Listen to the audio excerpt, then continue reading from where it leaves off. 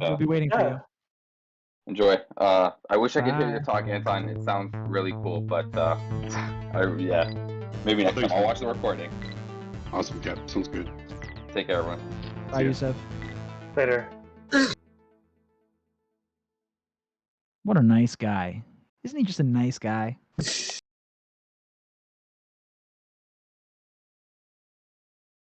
Okay, so let's get started. Right, so thanks everybody for joining us tonight. So tonight we have a special night's plan for everybody.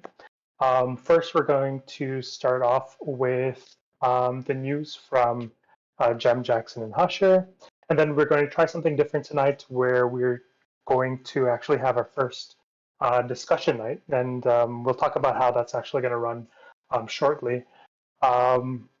But for that one, it's pretty exciting. We're excited to see sort of how it runs, completely virtual. And we actually created a unique feature or bot that will aid us in actually the discussion. So excited to actually test on that as well. After that, we will take a break, and then we actually have our speaker for tonight, which is Anton, who is in the chat right now, and he's actually going to be talking about his creation, which is SysmonConfigPusher. So without further ado, let's start the news. Awesome. Thanks a lot, Nash. I'm excited for Anton's talk, as always, and also the feature presentation story discussion thing that we're doing for the first time virtually. And yeah, let's do some news. So the first story that we have tonight is about this kind of crazy story, which actually has been happening over a number of years, but I guess the arrest happened in February and it all got publicized very recently. So this story is about how this 55-year-old web developer turned into this TrickBot mastermind. And if you don't know what TrickBot is, well, I'm going to explain it to you in just a second. Ala Witt was a woman in her late 40s with a degree in applied math, and she was a self-employed web dev when she got recruited by the TrickBot group. The TrickBot group is essentially it's a malicious, cybercrime group, but I'm going to get back into that in a second. How they actually found Ala Witt and how they find other employees is by scouring Russian and Belarusian job sites for developers that are just, posting up their resume and they're looking for jobs. Obviously, this is very risky, but it allows TrickBot to find cheaply and very quickly new talent. So around June 2016, they contacted and tested Ala's skills, and after she passed, she became one of the key cogs behind TrickBot. And finally, you're probably wondering, is TrickBot a group? Is it a malware? What is it? Well, it's all those things. TrickBot is the name of the group that created the TrickBot malware and acquired the TrickBot botnet, which they actually rent out. It's almost like a malware / botnet as a service platform. It's the weirdest thing. The malware is used for a ton of things, but it's mainly it's used as a point of entry for hackers that are looking for data for espionage or looking for ways to commit ransomware attacks. Ala Witt, who assumed the nickname Max after joining TrickBot, is the first TrickBot member to be detained in the U.S. after she was taken into custody in Miami on February 6th of this year.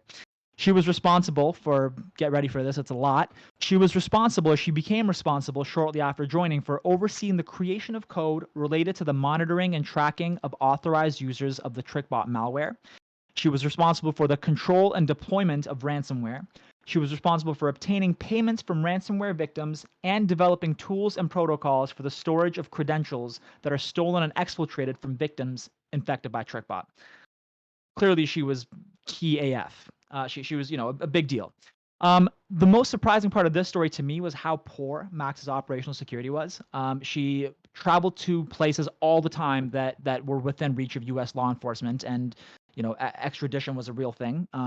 She accidentally infected one of her own computers with the TrickBot malware, which stole and logged all of her own data into the TrickBot botnet interface, which revealed that she was a notorious password reuser. So very, very bad password hygiene. And ultimately, this resulted in the TrickBot group having an entire folders of data on her. So she, basically got infected by the malware that she was, architecting, if that makes sense. And this is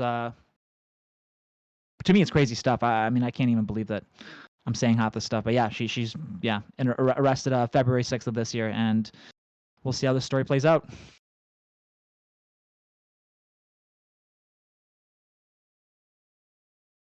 I was muted. So here's one of mine. So Apple execs chose to keep a hack of 128 million iPhones quiet. So recently, in the Epic Games lawsuit of Apple, emails were revealed that showed that in 2015, Apple executives concealed their knowledge of malicious apps. So basically, they knew that there were 2,500 malicious apps on the App Store that had been downloaded 203 million times by 128 million users. So that means that some of these people downloaded it multiple times or on multiple devices. So that kind of makes it a little worse, the next part. So basically, the apps contained code which made the device part of a botnet to steal user data. So what was released in this case was a bunch of emails with Apple executives basically talking about this issue. And the main issue they said with notifying the users was localization, because these apps were downloaded by people all over the world. So the example they gave, like, they're going to have to send emails in different languages with different they basically would have to create an email for every language of a person that was affected, figure out which users speak which languages, and do that. So it would be a little tricky, and then it's strange because in the emails they were planning the logistics of sending these notification emails, but they never seemed to follow through on it. So they actually figured out who would be in charge of it and some of the different how it was going to work, but it never happened. So that means that these 128 million users basically never found out that these apps were malicious or that they could have their information stolen. And these apps were actually created by legitimate developers using a counterfeit copy of Xcode, which is Apple's development tool. So this was called Xcode Ghost. And basically, from what I understand, what happened was you would create an application with this, and it would just insert malicious code into your innocent app. And I thought this was kind of scummy because instead of just making instead of just going through it and making emails to send in different languages for different places, they kind of just swept under the rug and were like, no one's gonna find out. So I thought that was kind of scummy. Gross. Yeah, that's kind of messed up. Yeah. So this article, which I kind of found interesting, well, not that surprising, was that hackers can now spy on your workout bicycles. So the Peloton bikes, which are kind of expensive, they're not cheap at all. They were victim to a vulnerability found by the McAfee's Advanced Threat Research Team in the touchscreen of the unit. So from this vulnerability, hackers could exploit the flaw to install malicious apps and could also spoof Netflix or Spotify, which I didn't really know they watch Netflix during working out, but I guess that's what they do. So yeah, they spoof those apps, they install malicious apps as well, and they steal their personal details and credentials. So the actual company itself, Peloton, it already has history with security issues. So in May, the company also had a pretty big issue, which they tried to stop this huge leakage of information where the personal information your age, your weight, or location of users that use Peloton bikes were being leaked rapidly. And that was in May. A month later, they have this huge thing in their latest, most pristine bike ever, and kind of messes it up for everything. So it's pretty interesting, but it's not that surprising. I mean, then again, just get a regular bike. But yeah, it's pretty funny. Yeah, that's why I don't work out, man. I mean, good luck hacking my bag of Doritos while I sit on the couch, not happening. This story is pretty wild. Trojan Shield, the FBI's honeypot, it's massive. The FBI secretly collected 20 million messages from over 11,800 devices used by criminals running an encrypted communications app called Anom or Anom. The FBI actually took control of Anom when it was just starting out and turned it into a massive honeypot. This company or this device or this app initially wasn't meant for this purpose. It was just going to be a secure, encrypted communications thing. And well, you know, the FBI saw this as an opportunity and they took over. The Australian Federal Police began making arrests with data that's pulled from ANOM, the ANOM honeypot, sorry, as of Tuesday, June 1st.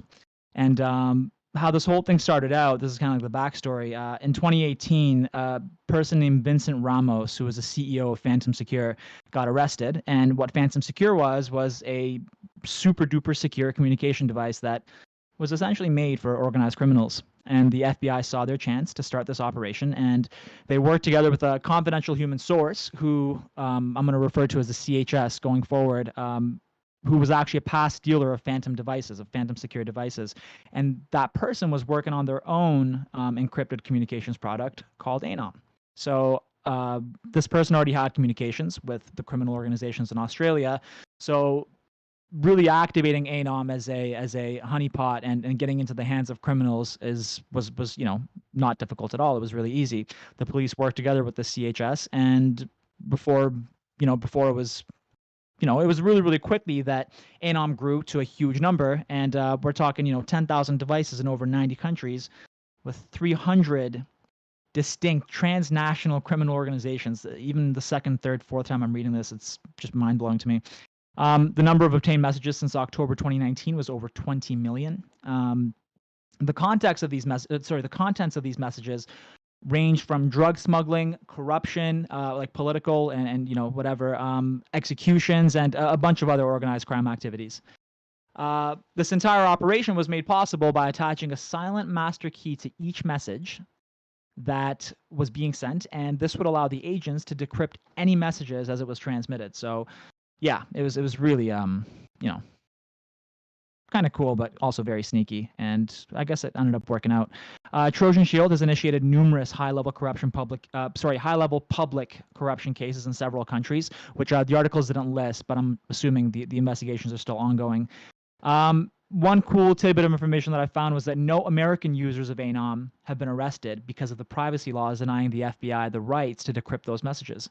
And the Australian version of ABC, I want to say, I have the article right here. Yeah, ABC. I'll post that on the links. And this Australian version, it's a .au version of ABC. They actually made a huge point about how no American was arrested, but a bunch of Australians and a bunch of, you know, other country people were arrested. So I thought that was interesting that no Americans were allowed to have their stuff decrypted, that we know of, obviously.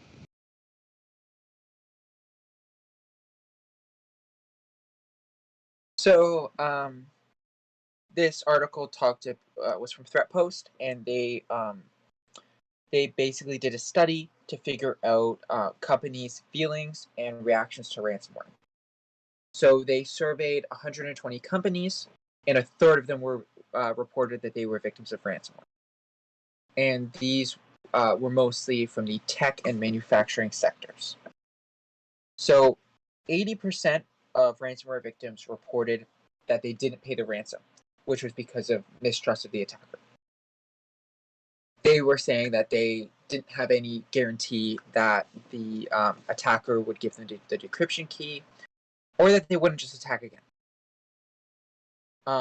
And it also showed that 80% of the ransom-paying victims were repeat victims.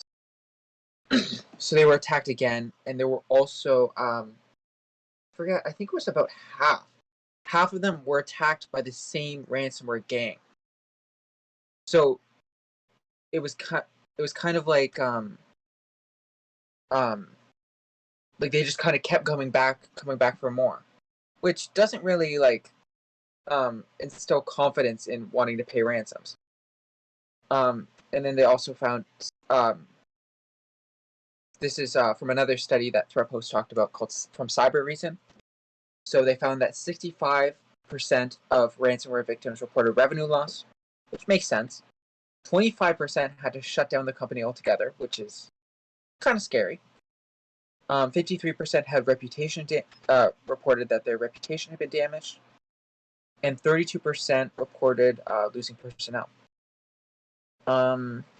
Yeah, so I thought this was kind of strange because I don't know how accurate this is, but I always heard that with ransomware there was kind of like an honor among thieves kind of thing, like you always give the decryption key back, or if you get paid, and stuff like that. But it just kind of seems strange that so many of them were repeat attacks, and that they just kept coming back. Okay, that's fine. Yeah, no honor among thieves. So this article I found quite interesting. It's about a data breach at a United States eye clinic that impacted over 500,000 people and potentially exposing their private medical information. So I think I have a spelling mistake, but it's Wolfie Eye Clinic, and their clinic had their database potentially exposed the personal data of over 500,000 patients, past and present, so all time up till this moment. So in some cases, actually included some of their medical information as well, which is the last thing that a clinic would want to give to the wrong person. The clinic said 2 days ago that it had been the target of a cyber attack, but it did not release any further information. Leave that to the reporters. So, Wolfie Eye Clinic, based in Iowa, is now in the process of notifying the 500,000 individuals whose personal data may be at risk. The information that could have been leaked, such as their name, their mailing address, their birth, their social insurance number, and for others, their health and medical information. And for compensation, Wolfie Eye Clinic is also offering free credit monitoring services for 12 months to all affected patients. I find this quite interesting because, well, I don't know. I have always heard from people with glasses that they always wanted to get eye surgery and this and that, and then kind of going to the person that you trust or this clinic, and then seeing your information or being at this type of risk. It's kind of, I don't know. I wouldn't say funny, but it's certainly messed up. Yeah, that one sounds like a major doozy. Those are big numbers. So Alibaba's UC browser has been harvesting incognito web data amongst unincognito web data of millions of users. The UC browser promised, and I think that it explicitly promised, that no web browsing or search history would be recorded with its incognito mode. And these promises, especially it being super duper popular in China and before it got banned in India as well, this made the browser so popular that it was downloaded 500 million times on just the Android Play Store alone. The UC browser is the 4th most used browser in the world today, or I guess at the writing of this article. I'm not sure if that's the case anymore. Unfortunately, the promises that were made were completely untrue because researcher Gabby Serlig found that every single website visited by a user, whether incognito or not, were sent to servers registered in China, which were owned by UC Web, which I imagine UC Web is a company that Alibaba owns, and UC Web is the creators of the UC browser. IP addresses were also being sent to Alibaba-controlled servers, along with web page information. Since the UC browser was not updated as of the most recent iOS update for quite some time, none of these privacy concerns were actually disclosed to the user. As of June 1st, the English version of the UC browser is not available on the App Store, although the Chinese version still is. This is not the first time that Chinese web browsers have been collecting data. Serlig, the same researcher who found this information, found that Xiaomi's web, or I don't know how you would say that, but I guess it's Xiaomi. Xiaomi's web browser did the same thing last year, and right before he discovered that the Cheetah Mobile's web private browser app also collected information on internet usage and actually Wi-Fi access point names.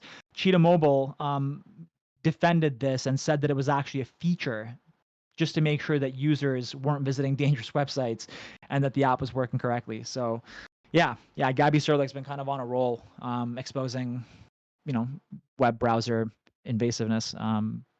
Yeah, long live Firefox.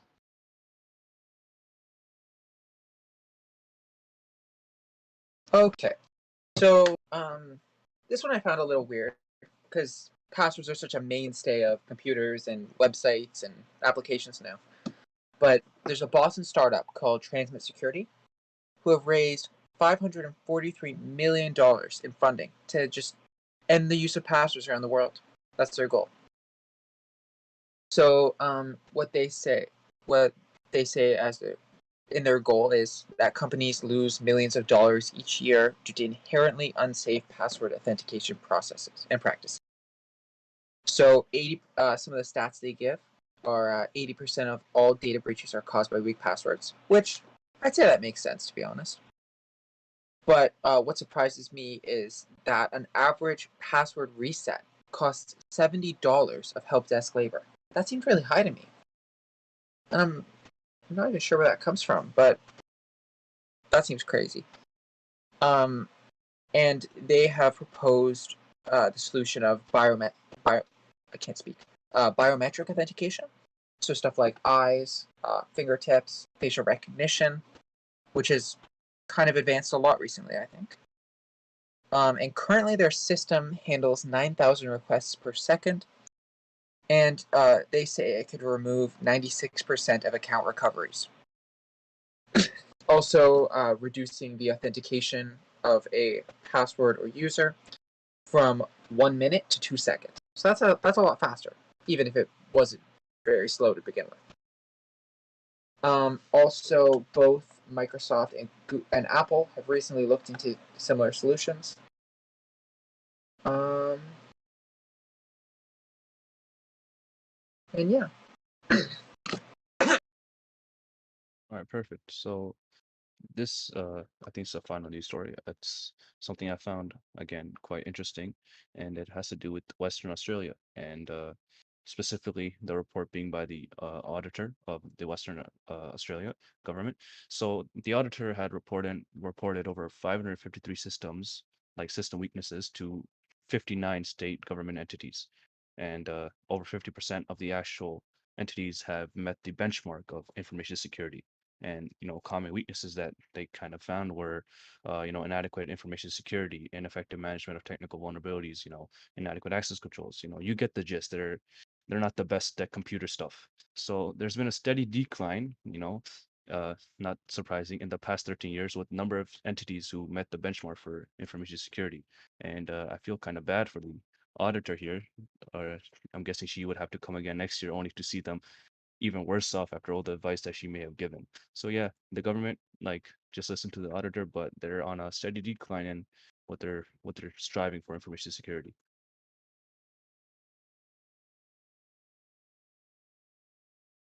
Awesome. Thanks everyone for the news. So next we will have our feature story, which is a discussion night. So the way this will sort of work, it's primarily going to be conducted through the Discord streaming questions chat.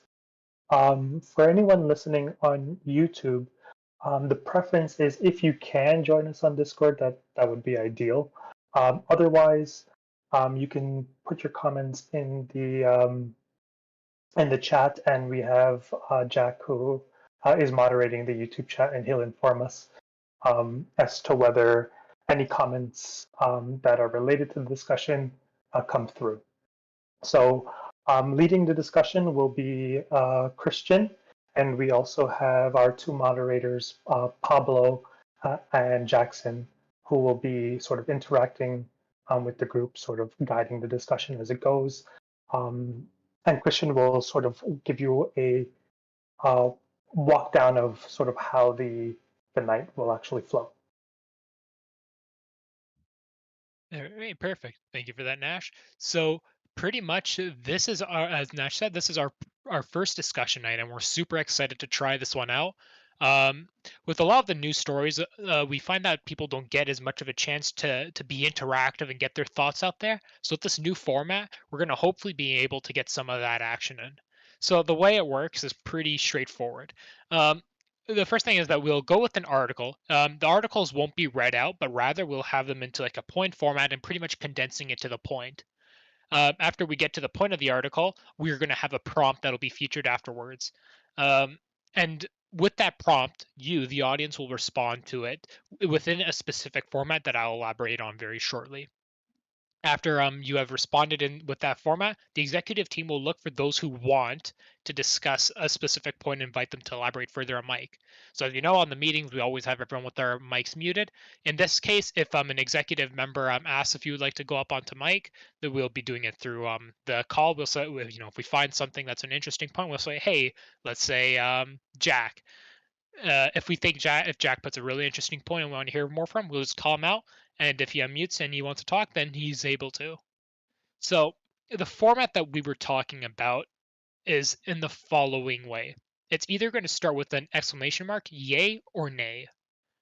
you're going to have this pretty much at the start of your sentence.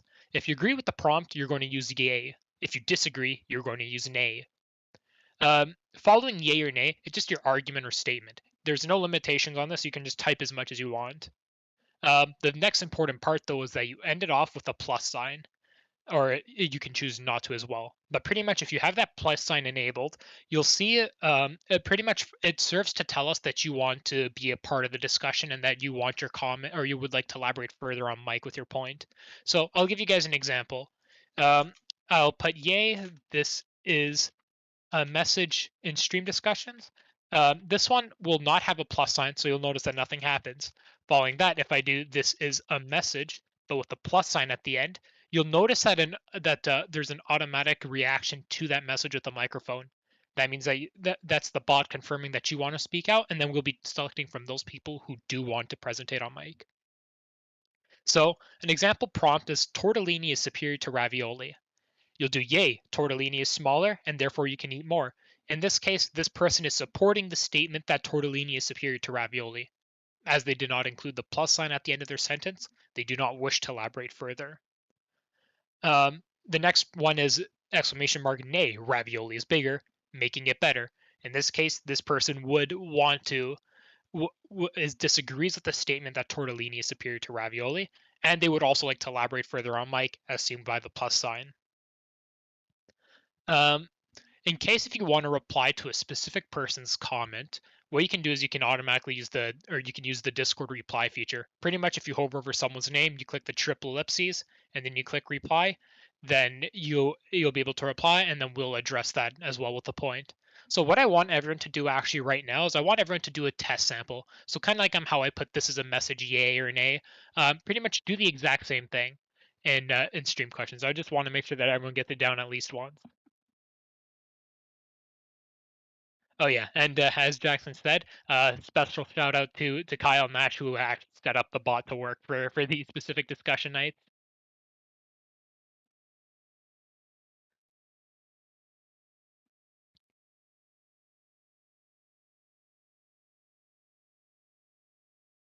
So as you can see with some of them, for example, Hashir, yay, Thanos was correct.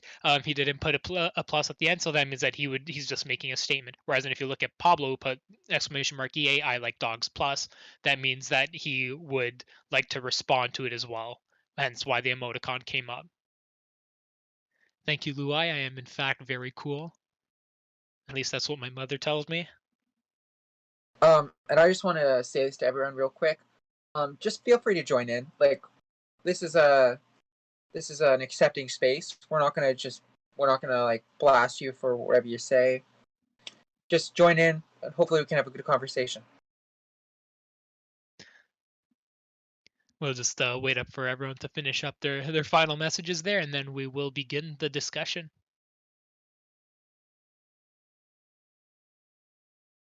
Before the first question, you would just want to reset the poll? Yeah, I'm just waiting for everyone to finish up so I can reset it that way. Perfect.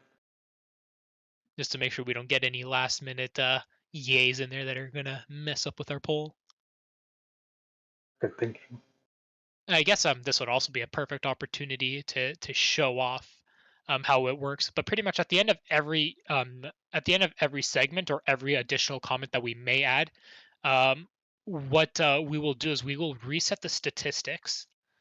And let me just oh, there it is up there. So I'm going to do this reset, and you guys will notice that there is now a chart available. So this shows you how many yays and nays we got on a specific thing. So this will show us how popular some thoughts were. All right. So our first segment is going to be ban cryptocurrency to fight ransomware by the Wall Street Journal. Pretty much the main point of this article. Okay, yeah, go ahead. I can explain it. Yeah. So again, this isn't necessarily my points, but this is what the opinion piece that we are choosing to discuss talked about. Might be a little controversial. So before ransomware, malicious actors had to set up shell companies to accept payment. With cryptocurrency, the extra layer of anonymity makes it harder to find attackers and easier to accept payments. Cryptocurrency doesn't serve any real purpose other than to make money. I can feel people getting a little. I can feel it being controversial. Also, as an added benefit, cryptocurrency has a massive toll on the environment. So this would banning it would result in less electricity being used. It's also easier to perform money laundering, as it's harder to relegate. And this is a quote by the author of the article. So this might be a little biased, not gonna lie. We can't live in a world with cryptocurrency, we can't live in a world with cryptocurrency or a world without ransomware, but we can't have both. So it might be a little biased because it's his article, but yeah. So now onto the prompt. So, which is, should we ban should cryptocurrency be banned to fight computer crime? everyone, give your 2 cents. Let us know what you think. Is this a good thing? Is this a bad thing? What do you think?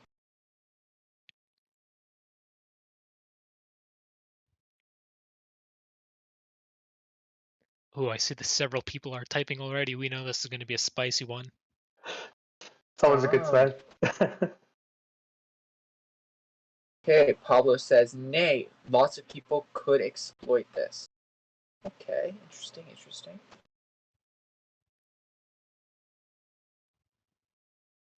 Okay, Jill says yay, because cryptocurrencies should just go away anyway. Interesting.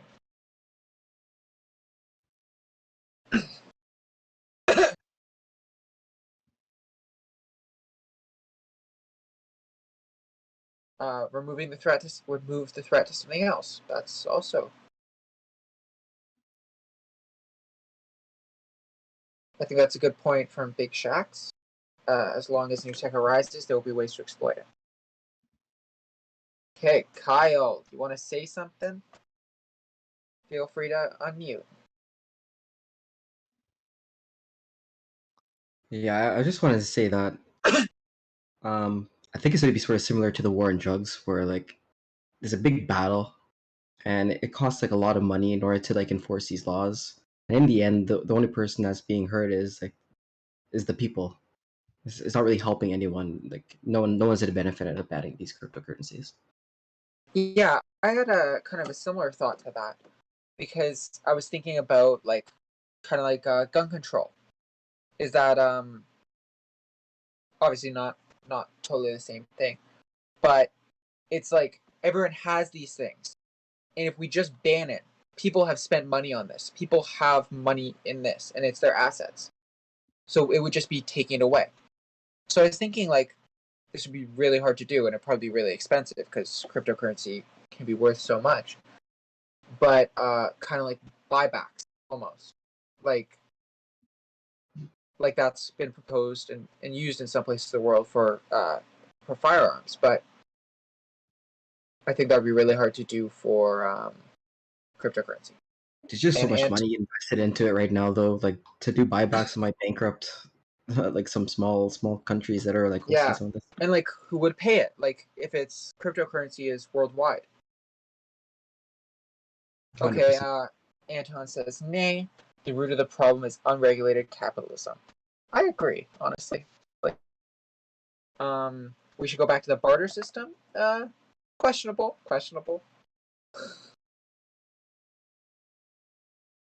All right, we got a big one from Luai here. Cryptocurrency is not the problem. Anonymity is. So long as you can associate a person to a crypto wallet, we're fine. In fact, Imperial Oil was able to recover all their ransomware funds because it's 100% public ledger. All right. So some of this might just be like the should it be banned. Might just be ignorance. Like people not knowing fully how cryptocurrency works. And they might just think of it as like kind of like black market money. Like it's just online, can't track it. Like that. All right, we're going to give everyone one more chance to put in their final comments. If I see you typing, I'll hold it off. Otherwise, we're going to be putting in an extra little comment in here to see how people think about this following opinion.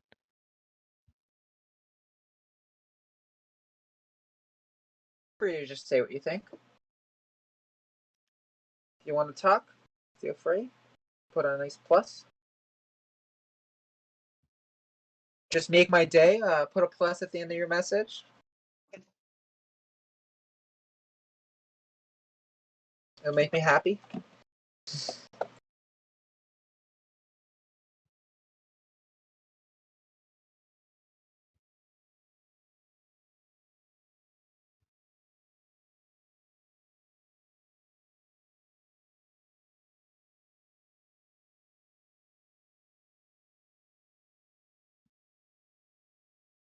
Oh, thanks, Joe. Thanks for putting a plus. That made me happy. I really Oh, just you want want- to state my case to the barter system. So, let's go. Well, like, if you think about it, this is nothing to do with cryptocurrency. I probably should not be bringing this up. But like, so say, like, people are like growing tomatoes, and someone else has a goat. I don't know.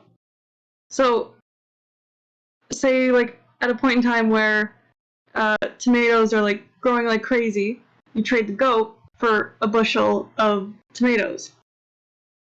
But if it's a bad time for growing tomatoes, then it should be like you have to pay like 2 goats for a couple tomatoes. Instead of just like paying minimum wage and then having the prices inflate and deflate.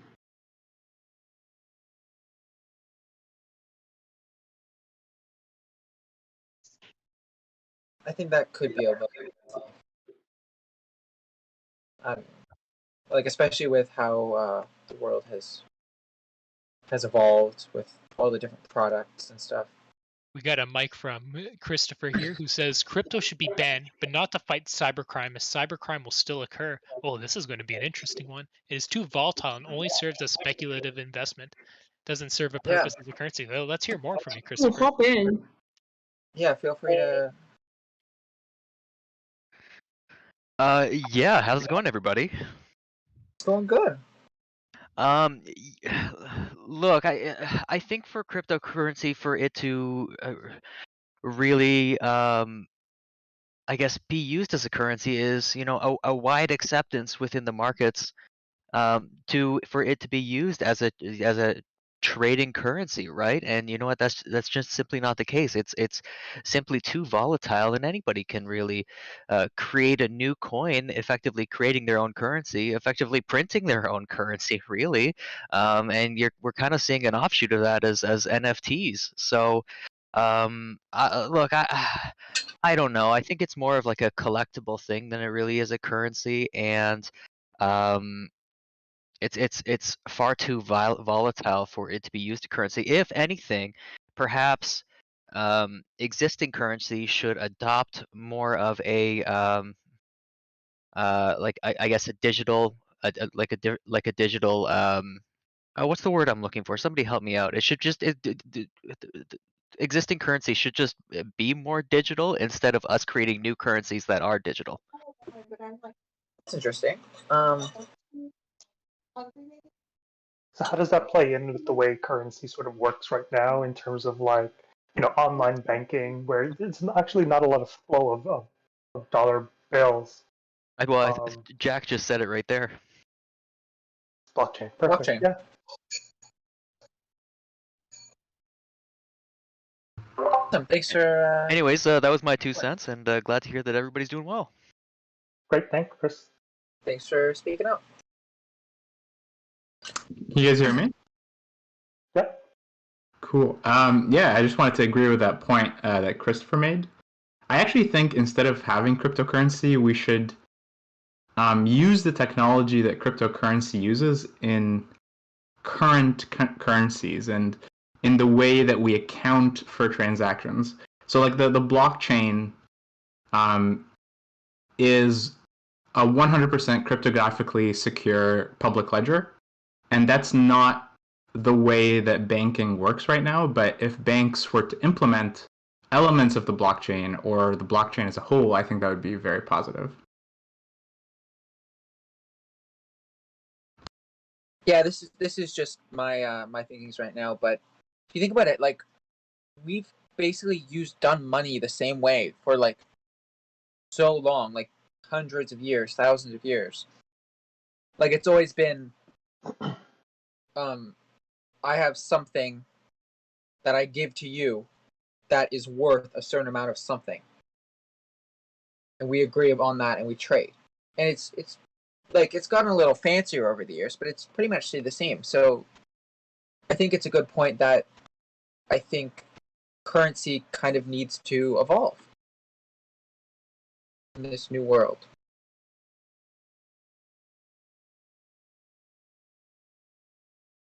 Great Zero points, point zero zero zero zero zero zero one Bitcoin. We've had we've had great discussion points by everyone. We're just gonna give K Phantom 1 second here to type their final response, and then I will reset. Yeah, I just want to say real quickly though, I sort of disagree with you, Jackson. In that currency actually has sort of changed in the last couple of years. Like we used to be like gold-backed currencies and stuff like that, and like there used to be something that was backing these currencies. But now they're just sort of like just based on your GDP, and they're not really backed by anything. So pretty much right now, as we stand, I feel like all money is just fake imaginary numbers, and they shouldn't be. There's not that much distinguishing between fiat currencies and like things such as cryptocurrencies as well. Yeah, True. this is my two cents. All right. So now, with that being said, we will reset and we will see what our. Oh, I put that in the wrong channel. All right. Let me fix that quickly. Reset, and we should see our final statistics for this one. So it seems like that we've had 75% of people agree that we had 75% of people disagree that cryptocurrency should be banned, with 25% of people thinking that it should be banned. Great discussion by everyone. We'd keep it longer, but we still got 3 other ones to cover, which we might not make it in time. So we will be moving along to our next point, which is, should paying hacker ransoms be illegal? Pablo, you want to speak on the mic for this one, or you want me to get this one? You can do it. You go All right. crazy. All I know right. you like this topic, so. Yeah, I gotta love the ransomware controversies. So, DarkSide alone is just a single ransomware threat actor out of many. But the thing is, though, since last August, they've been able to make 90 million off ransom payments alone. That I mean, like, the way I like to think of ransomware is the modern day bank robberies. The only difference is try to think of one bank robbery that's been able to pull off $90 million. That's even adjusting for inflation or everything. And imagine, and now think about how much more secure it is, especially if you live in a country like Russia, where you won't need to really worry about prison sentences if you're doing it on other nations. So the thing is, though, is that this number might not even be entirely accurate either, because many organizations pay ransoms in secret, meaning that the actual statistics that we have currently for the cost of ransomware could very well be much higher. Law enforcement urges businesses and people to not pay ransoms, but there is nothing prohibiting them from doing so. As ransomware is profit driven, removing the main source of profit would take any impact on the numbers. By making it illegal to pay the ransom, it could potentially take some burden from businesses as they aren't under pressure to pay criminals for recovery. So, that being said, our prompt is fairly obvious, but should paying hacker ransoms be illegal? Let's hear all the spicy takes on this one.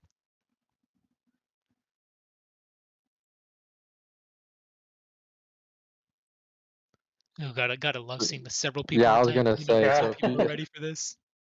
feel free to drop in the chat, guys, please. Even if you have questions about the topic, I'm sure any of us are happy to help. Oh, we got one yay, one nay. From Jill, if you want to, Jill says, nay, pay if you want to pay. The government's saying don't have, but no real law is fine. Oh, that's true. Yeah. AP Phantom with a yay.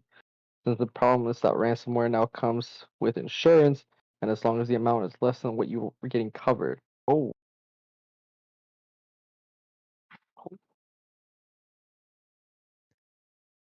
From Anton, we have nay. Lots of things are illegal for corporations, but they do it anyways. So making ransom payments illegal won't do anything.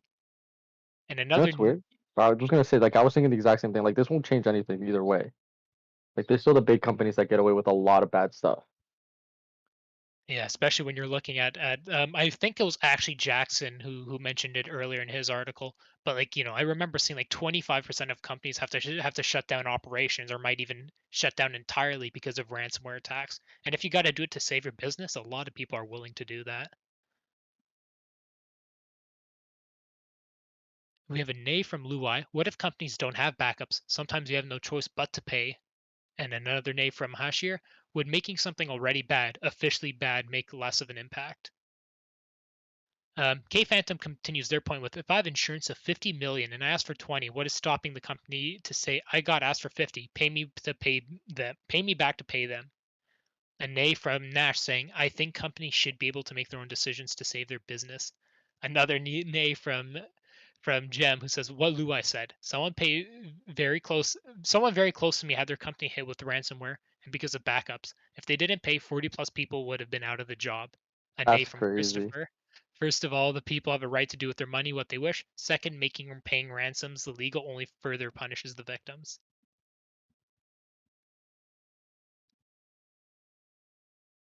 A nay from Kurt. Already is illegal in some places, no? You can just pay for a service in another country to pay the ransom. Ooh, damn, never even thought about that one. I was gonna say that's true. What's stopping me from asking like some Russian dude's like, hey, can you do this for me? Yeah, because Kurt's sounding like a lawyer right now. Jackson with the mic. Jackson, if you want to talk about your point, please feel free to unmute. Sure. Basically, what I wanted to say was, I think if they know that there's, if ransomware gangs know that there's not a very good chance of people buying, paying, then it might just turn into more political or ideological kind of reasons for doing it. So they might attack things that they know won't pay, like government institutions, let's say, because then the government's not going to break the law, hopefully. So then you'd think, then they might attack them not for the money, but for just to stop them from doing stuff and to take their data, make sure they can't access it. Fair enough. We have a nay from Big Shacks. As long as there aren't laws denoting adequate standards for information security policy in companies, nothing will change. To mitigate the ransomware issue, you first have to address the root cause, which is poor information security policy and in-house enforcement within these companies, which is a very good point to bring up since a lot of these companies that are breached are also a lot of the time because of some weak point in their system. Businesses run on money. You can't deny one of only ways companies have unshackling themselves from crippling revenue stoppage. Time is equal to money. We have another yay from Kyle, but it depends on what type of penalties are included. I think if it's illegal and these hackers are not making any money on it, then it will reduce the amount of people being targeted. All right, so Money. That's a good one. oh, There's a yay from Kyle. oh yeah, right. I just read that one. Yeah, but it depends on the type of penalties are introduced. I think if it's illegal that these hackers are not making any money of it, then it will reduce the amount of people that are being targeted.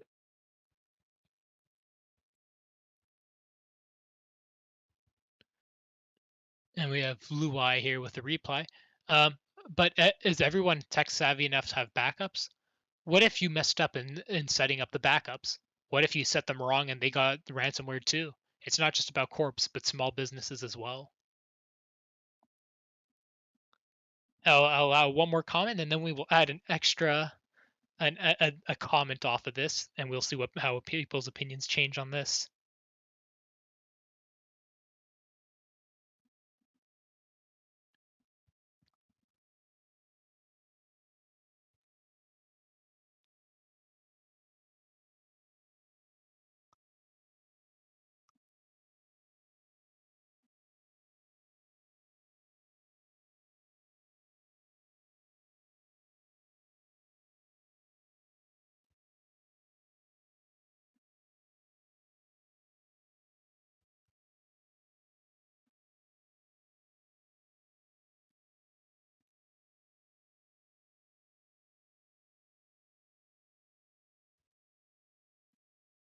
All right, so And to change up the topic a little bit, what we're going to do is we're going to put one final reset for this one, and we're going to I forgot that is not the right channel.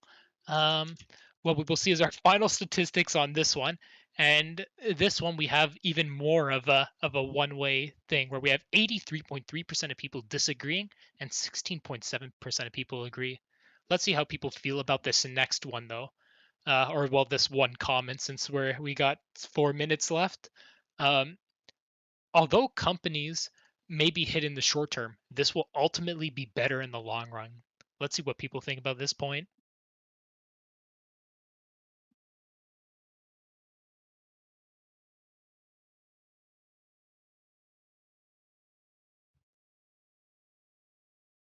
Yeah, feel free to share any thoughts, feelings, ideas about this. Do you think it's right? Do you think it's wrong? Is it a terrible point? Jill, you want to say something? Yeah, does it mean that, like, it would be, like, to pay the ransom, the companies will be hit in the short term, but will be better in the long run? Or if they don't pay the ransom, they'll be hit in the short term, but be better in the long run? Pretty much what it's saying is that all the businesses that are attacked in the beginning and that bite the bullet, with none of the hacker or with none of the ransomware authors or attackers getting paid, there's no more reason for them to commit those crimes. And that will hanging on the principle that if no one's getting paid for ransomware anymore, then threat actors will stop doing it, or at least see a decrease in it, and therefore being better in the long term, where people are unable, where in the future there would be less ransomware if this statement were to hold true. I just wanted to clarify. Thank you. Yeah, no worries. Thank you for asking that question. I still see that several people are typing. I like it.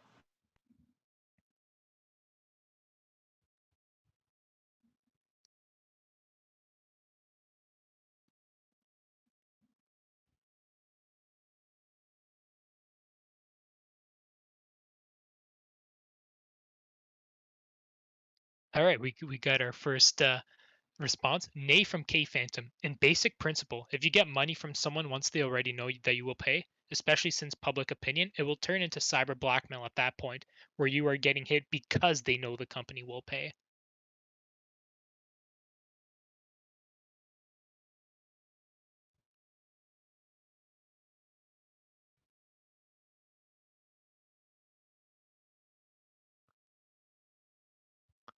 Oh, we got a big one from Jem here. Until cybersecurity is taken seriously at the top level, until it becomes mainstream enough to promote consistent user awareness and training, until cybersecurity isn't an afterthought, but rather a crucial cog in the running of a business, I don't believe this will change in the long term. Making paying ransoms illegal won't teach business owners the importance of cybersecurity without knowledge and training. They still won't have backups and they'll still be screwed. Ooh, that's a big one. Nice one. And we got a nay from Big Shacks. That statement makes sense, but it ignores the industries that people rely on. Insurance companies / credit agencies, etc. These companies have a track record of not really caring the consequences that befall their customers. This line of thinking, a lot of potential to backfire. A nay from Luai. I still think that off the chance you guys get hit and have no backups, it feels like punishment for the business, when we should be punishing the bad guys.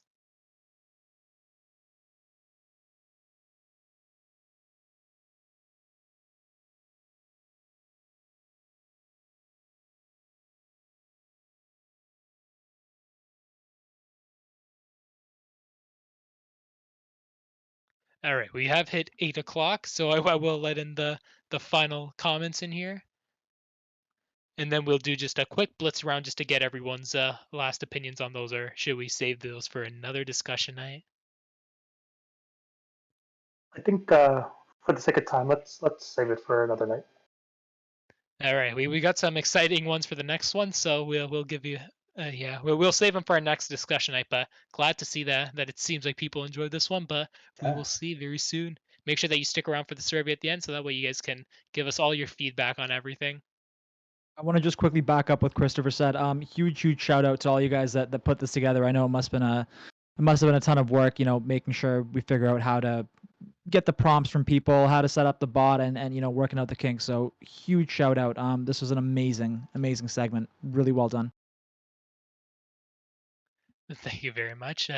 We're glad to have the team's help with this. Everyone was a massive part to it, and we're glad to see that most importantly that everyone enjoyed doing it. And I'll read up our last comments here, where we got a yay from Kyle. It goes back to my first point.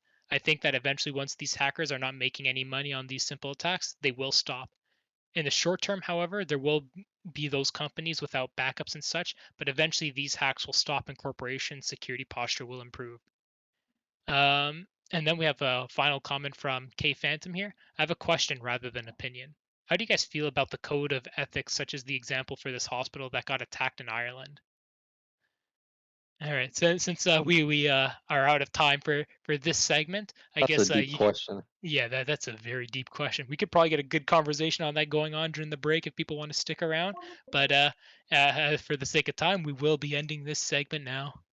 Thank you all for being very active in this one. Thanks, everyone. And thanks, Christian, Pablo, and Jackson. Awesome job. We will be putting out a survey, as Christian mentioned, at the very end of the event. Do let us know about the segment if people enjoyed it. Should we clearly have more content, the other half of it, so that we can actually put on for everyone if they are interested in having more events like this one or more segments like this. So do let us know. So for now, we will take our break. Let's come back for around 8:10 for our main talk for tonight. CCR code is posted on the slides, and I believe Jill will be posting the link to the CCR in the stream questions chat. It has been posted. Perfect.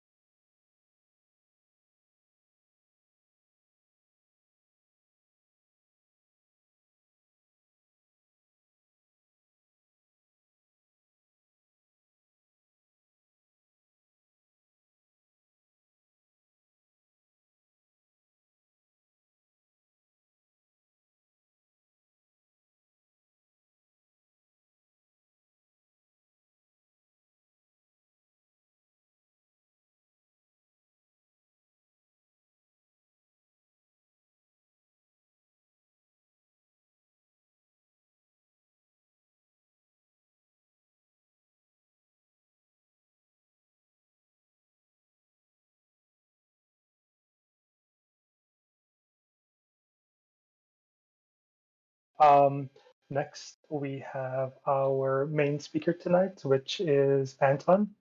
So Anton is a B-Sides Toronto speaker, a C3X volunteer. He holds an OSCE, OSCP, CISSP, CSSP, and he also enjoys defensive aspects of cybersecurity and loves logs and queries. So tonight his talk will be about his creation, SysmonConfigPusher, what challenges it addresses, and he will go over its functionality. So without further ado, take it away, Anton. Hey, thanks very much. Thanks for the invite, excuse me, and for having me. It's awesome to speak to this group. I love it every time. Really cool meetup. So thanks. Yeah, just thanks.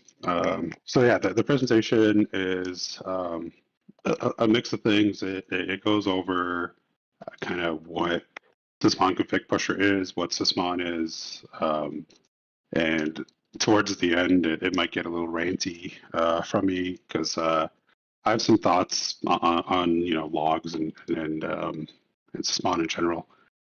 So we'll start by, I guess, just covering quickly like what Sysmon is, because not everyone's familiar with it. Not everyone is a huge like Windows nerd. So Sysmon is basically a Windows service and a driver that gets installed on your system, and it monitors and logs system activity. And it does so to the Windows event log. So it doesn't log to like a JSON file or anything like that. It logs right to the event log. So your Beats agents, your Splunk agents, all that could pick it up and send it to a SIM. So basically, Sysmon, in a nutshell, it's basically just additional visibility. That's the quickest and simplest way to think about it. And I guess the question then becomes like, well, why do you need Sysmon? Why do I need this? Windows already has logs built into it. So on the left is a process creation event that you can enable in Windows. And what a process creation event is just a log entry that fires when a process is created. And the log tells you like who made the process, what the command line was for the process and all that good stuff. And on the right is the same event, but a Sysmon version of it. So you can see just by looking at, you don't need to know, threat hunting. You don't need to know anything about Windows events. You can just see that Sysmon provides way more information than a standard Windows log would. So just for process creation events, you get, over and above your regular Windows events, you get a timestamp in universal time. You get a process GUID, so you can pivot off events. So if you have like, if you're looking at like malicious PowerShell, for example, and you have PowerShell launching 3 times, twice maliciously and once by a sysadmin, the process GUID of those events will link the chains of it together. So you can see like this particular PowerShell instance, made the malicious network connection, dropped the malicious file, what have you. And it also includes metadata, which includes the original file name.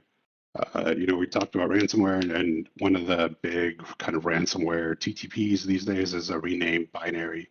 So Sysmon will log the original file name of that binary. So if an attacker renames it, you can create a query that alerts you on that kind of stuff.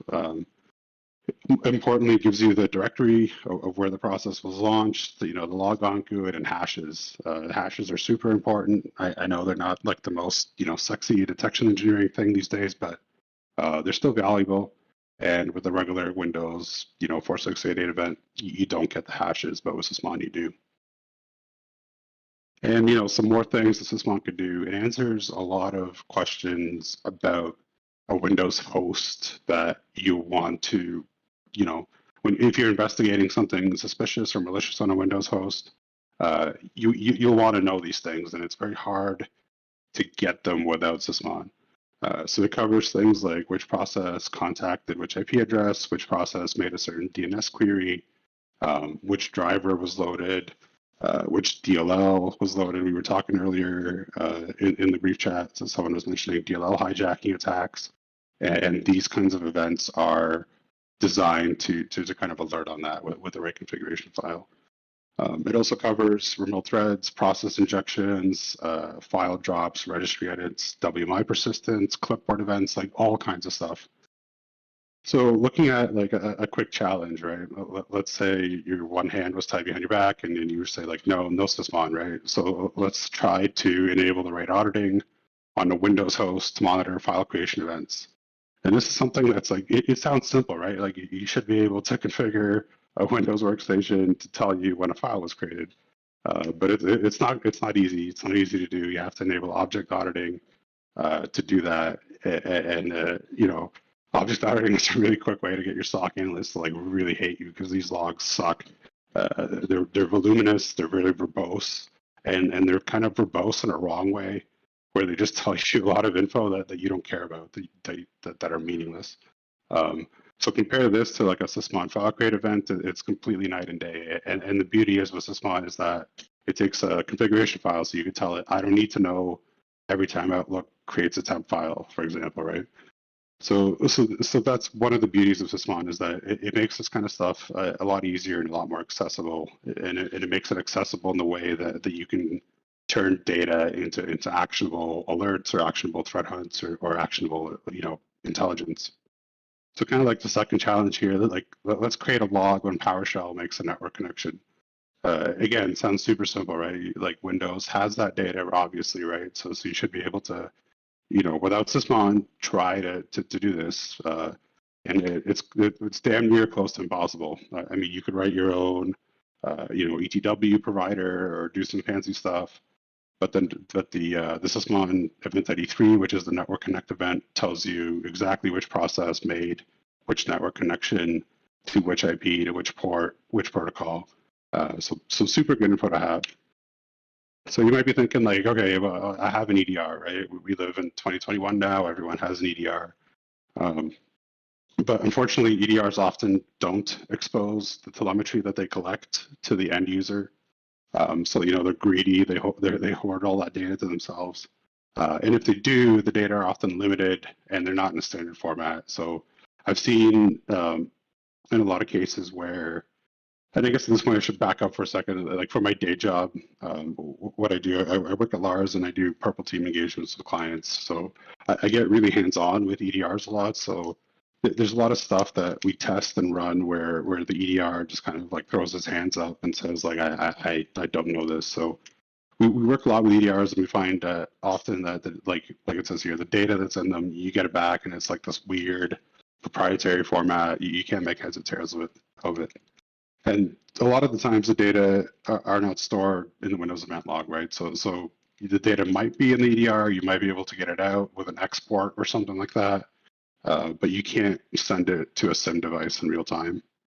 And if you can, in isolated cases, if you can, you have to mess with APIs a lot, and often that's an additional cost.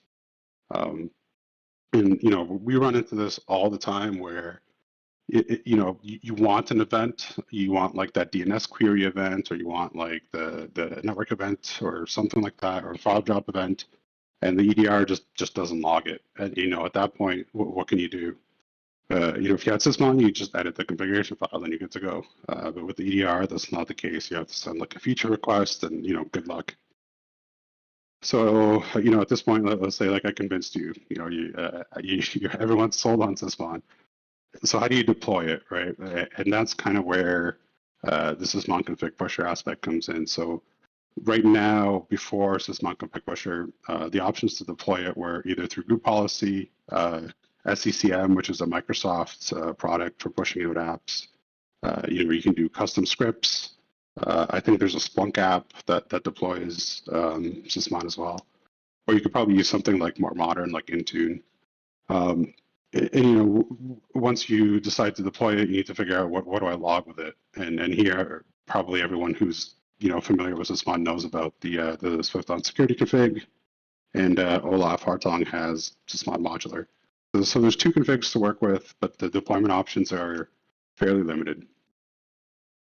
And as I mentioned, like the GPO method is basically a simple script that gets pushed out, and the script looks for a configuration file in a specified directory, and it runs on a scheduled task, and every so many minutes or hours, if there's a newer configuration of the SysmonConfig file in the directory that it's looking at, it updates it. So really simple, logic here. And you might be thinking like, well, how often do I even need to update the SysmonConfig file? Is it a set it and forget it kind of thing? And unfortunately, it's not. You're going to end up, if you go with a Sysmon deployment, you're going to end up tweaking the configuration file quite a bit because of garbage like this. So on the left is Microsoft Teams running, doing its thing from the users directory, of course, not in program files. And, just looking at that command line, you don't have to be a threat hunter. You don't have to know like crazy Windows things that looks malicious, right? But it's not. So if you're writing this in production, you'd probably want to filter this out. And on the right-hand side is actually WebEx, clearly logging your email address on the command line like it's no big deal. So that becomes a privacy issue, at some point.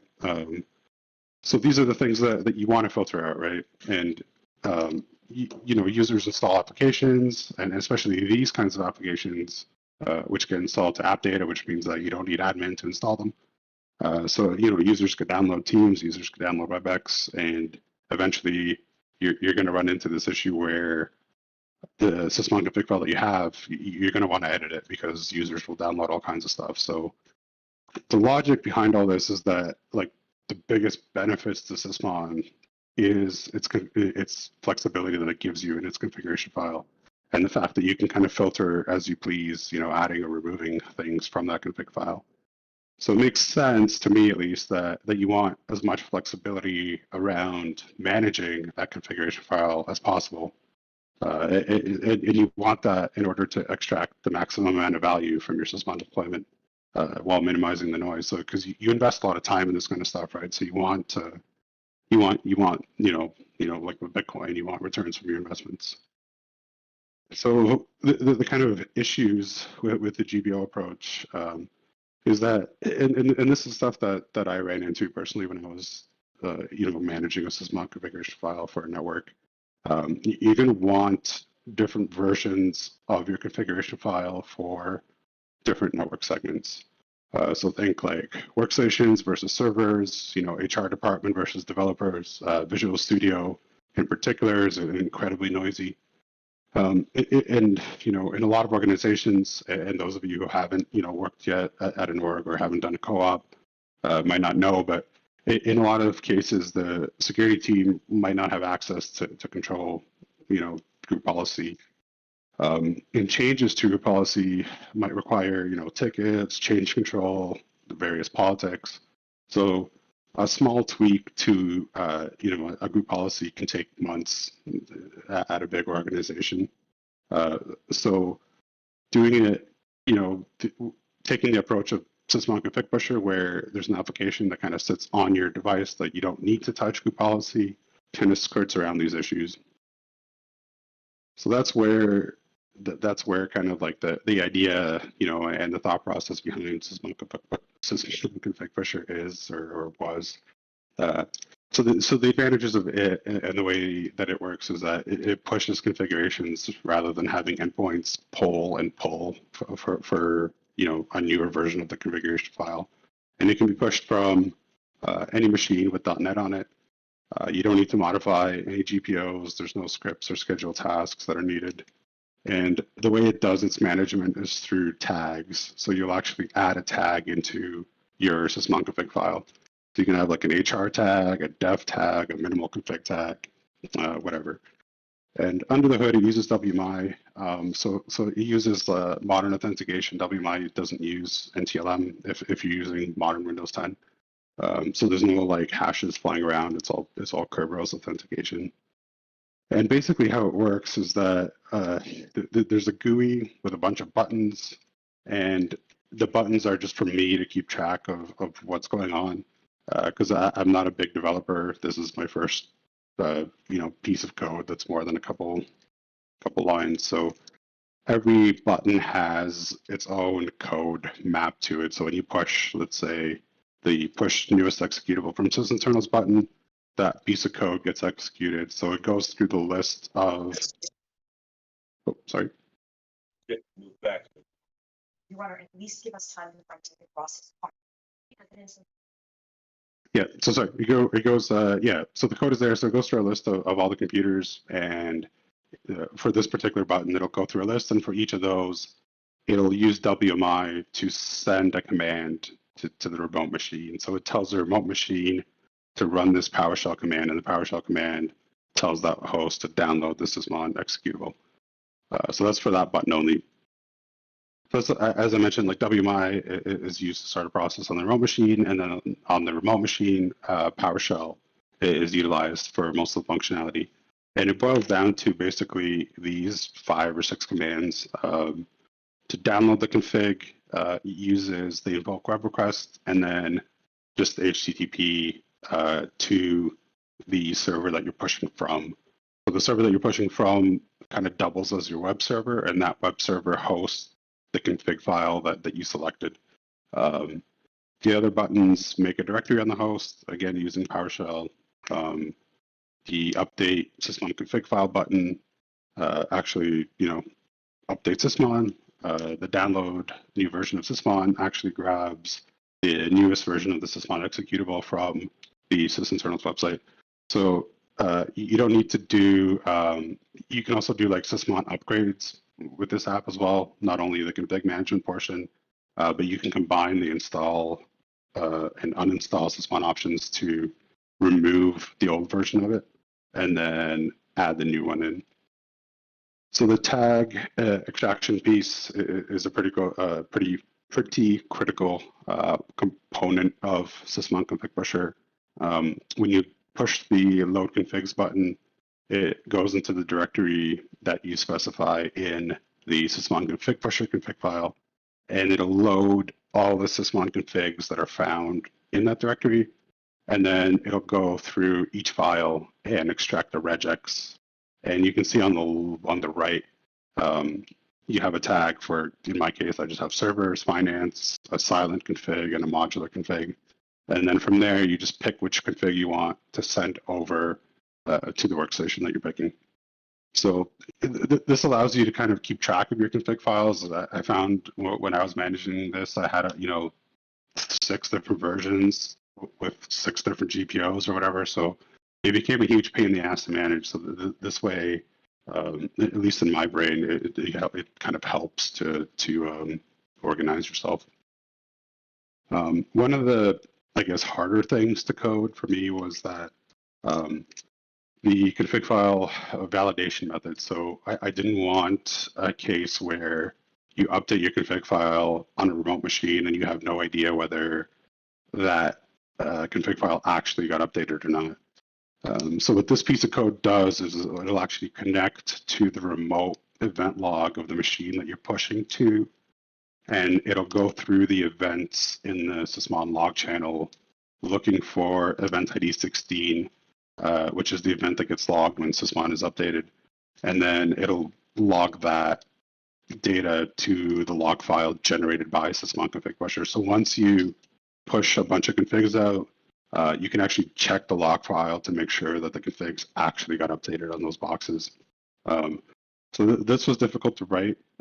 There's a lot of like ugly regex in here, especially the one that looks for a timestamp.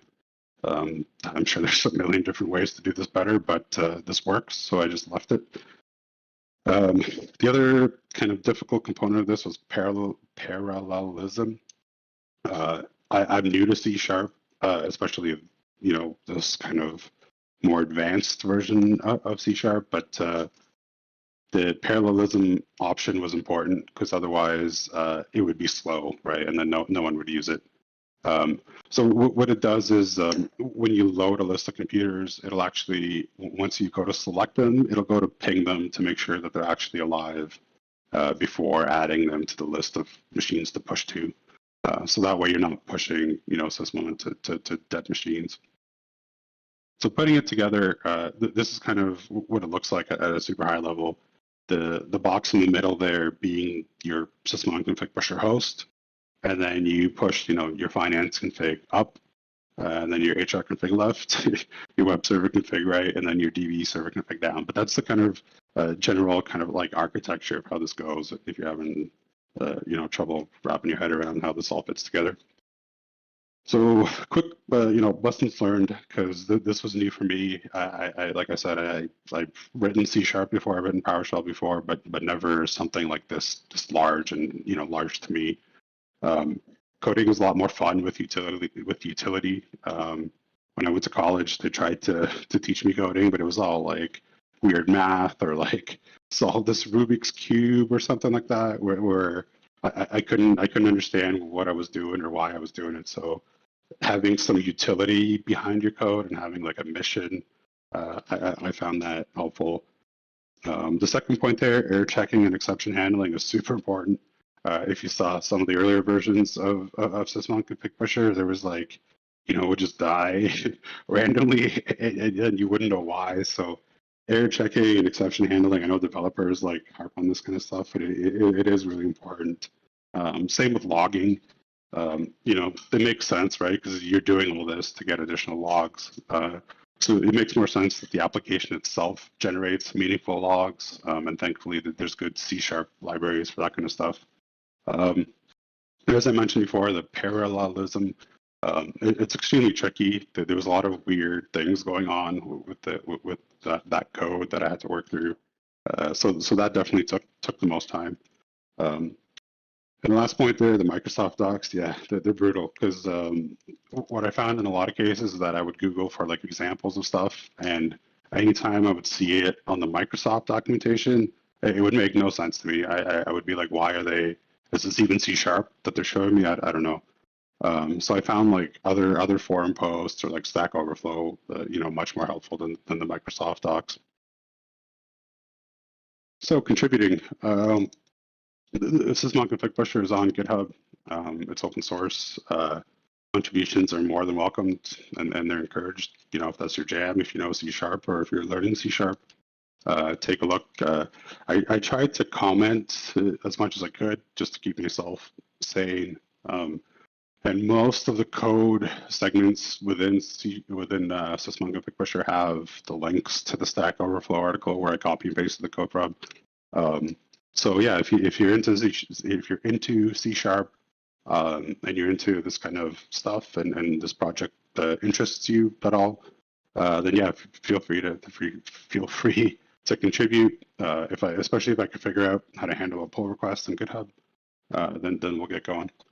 The application itself needs a lot more testing. I don't have access to a huge network. I tested it in the lab and it worked, but hopefully, as I progress and as this becomes more production ready, I'll feel a little bit more comfortable trying it on some client networks that I work with.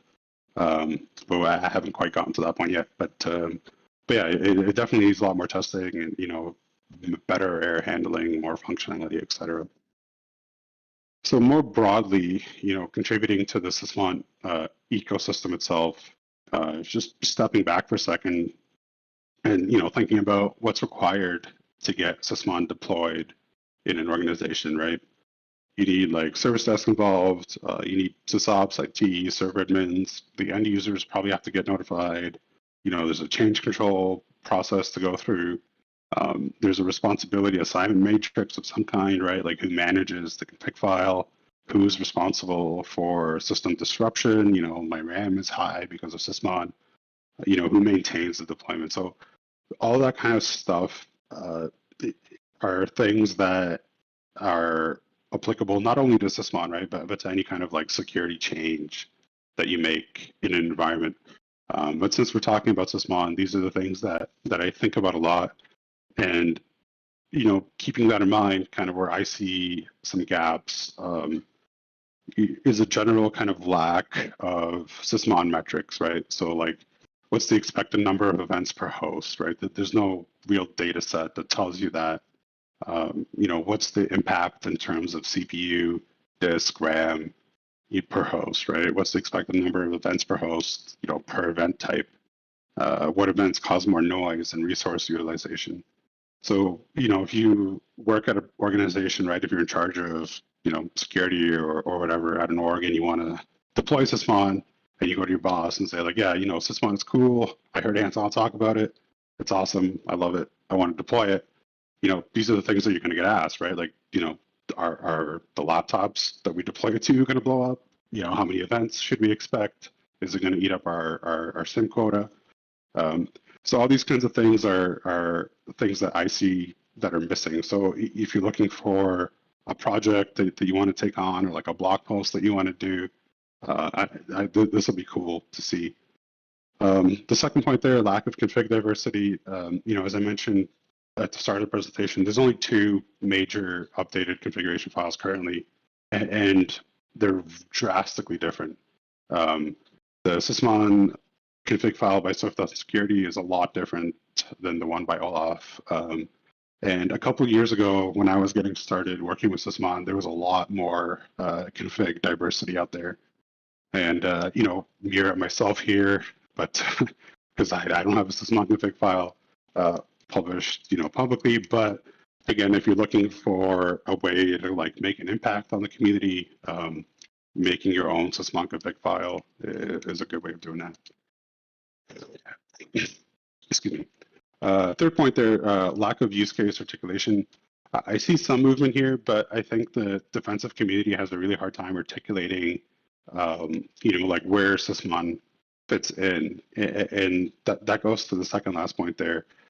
I feel like we have a hard time articulating how Sysmon fits in, to the broader ecosystem of defensive controls, as well as, articulating how Sysmon compares to EDR or Microsoft Defender for Endpoint or XDR, things like that.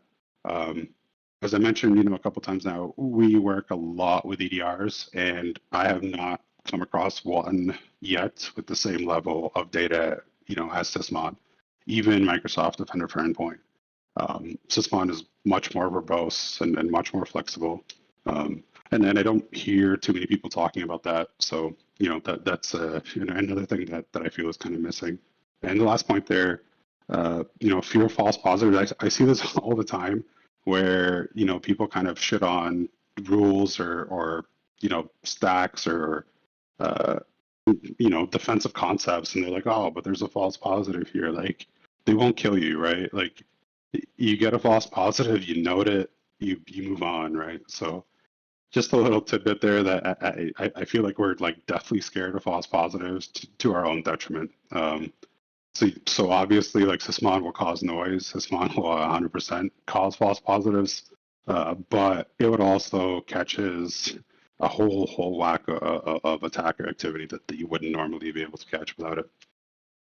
So yeah, that was my last point there, and that's it for the presentation. So yeah, happy to take questions.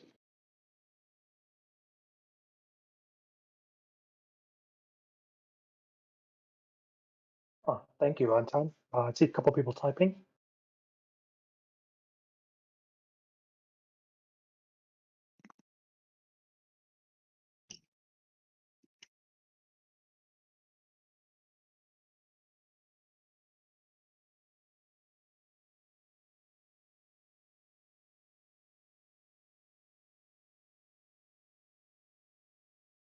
Lots of thank yous.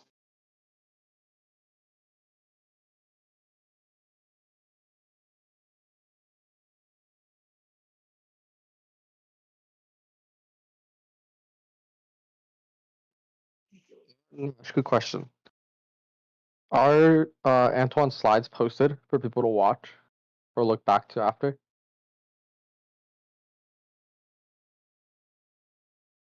Sorry, I was just trying to find the not yet, but tomorrow morning I'll post them and I'll just throw the link up in the Okay, dope. in one of the chats. Awesome. And the presentation is recorded on YouTube, so whoever wants to rewatch Yeah. it can also watch it there as well. We did get a question from Dummy Testo. He says he's not familiar with Sysmon configs. So do you put your target subnet inside this config, and that's how the pusher knows where to deploy? Yeah, so good question. Yeah, you don't put the subnet in. So when you download SysmonConfigPusher, it comes with an executable and a config file, and you edit the config file for SysmonConfigPusher, and you just give it a domain. And then when you click on the Get Domain Computers button, the SysmonConfigPusher application queries Active Directory and returns a list of all the computers in that domain. And then from there, off that list, you select just the computers that you want to push to. So you can do it that way, or if you just have like a text file with a list of computers, you can load it to SysmonConfigPusher that way. So it doesn't target a subnet, it targets a domain. So hopefully that answers the question. And the SysmonConfig files themselves, since you mentioned you're not familiar with them, they're just XML files. And the XML file gets parsed by the Sysmon binary, and that's how it knows what to log and what not to log.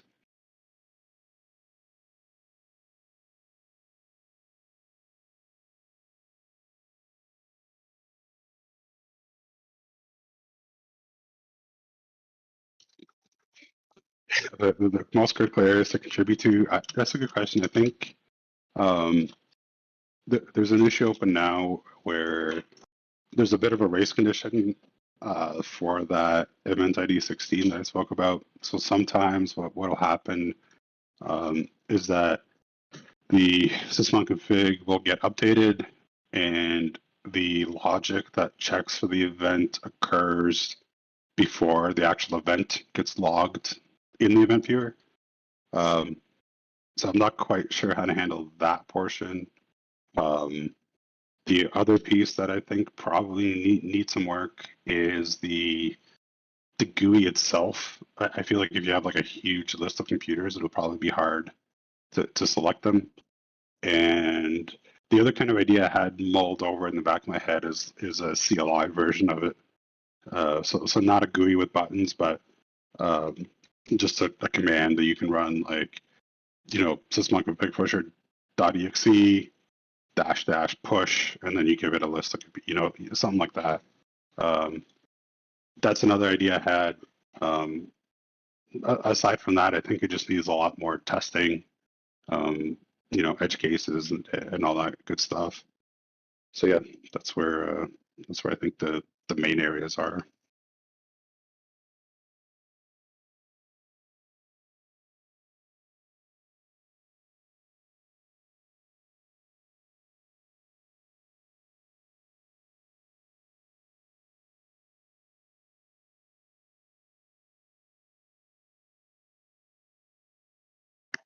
How long did it take me to make? That's a good idea. Good question. Sorry. It took a lot of my stuff I have like in my head for quite a while before I get working on it, because I'm lazy and I like to procrastinate like everyone else. But it took like, I think 3 to 4 weeks to write.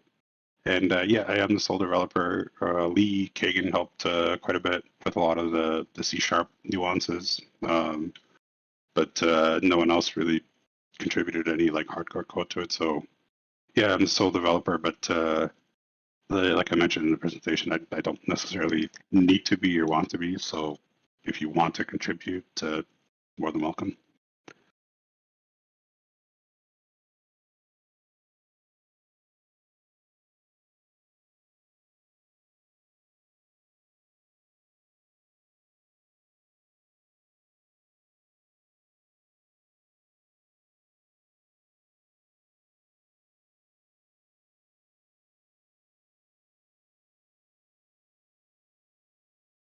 A few more people typing.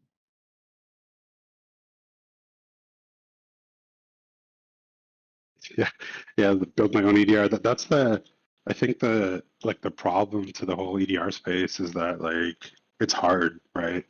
So I critique EDRs a little bit, but like I don't envy their position, right? Because you have to balance so many things that it's hard. You have to balance like, and there was a really good thread about this on Twitter today with Chris Sanders, and I'll try to dig it up and post it in this chat too. That how detection engineering works from a vendor point of view, and it's really difficult because you have to balance the false negatives, false positives with system performance. So I think the problem isn't really like with the EDR itself, it's more awareness on the organization's part. And I think that this kind of got brought up in the ransomware discussions, where the organization needs to know what the EDR covers and what it doesn't cover. I think that's the key, because from my experience, what I see a lot is that, you know, the organization puts the EDR in and then they throw their hands up and like, yeah, we're good. And that's not, you know, nothing works like that, right? You know, EDRs don't have any Active Directory visibility. They don't have the concept of that. They don't know about your Azure AD. They can be bypassed. So the best kind of defensive organizations I've seen had, you know, layer controls, right? They have their application allow listing. They have their EDR in place. They have other logs. They have NetFlow. So it's not really the fault of EDR so much so as I think we just got lulled into a false sense of security of it. So the marketing of EDR, yeah, definitely. I think, you know, it's definitely sold as something, but the actual like technical pieces of EDR, yeah, I can't fault them too much, because they do good stuff, right? They block stuff, and they do that without bringing the system down to a crippling halt. So, you know, credit where credit is due.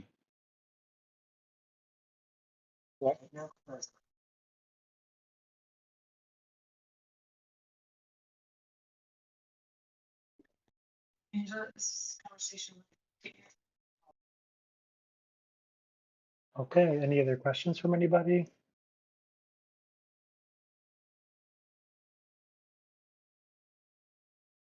I'll give it another minute.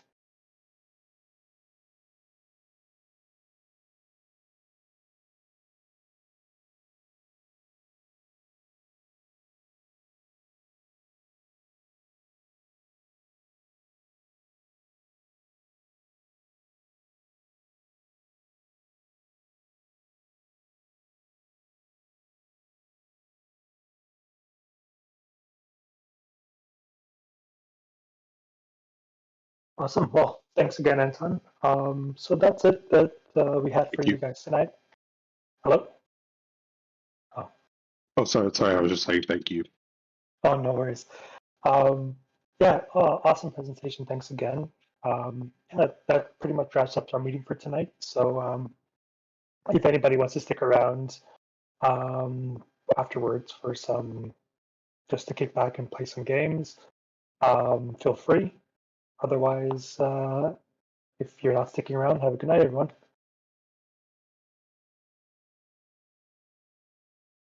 Thanks very much again. Thank you. Yeah, thanks everyone. Thanks Anton so much.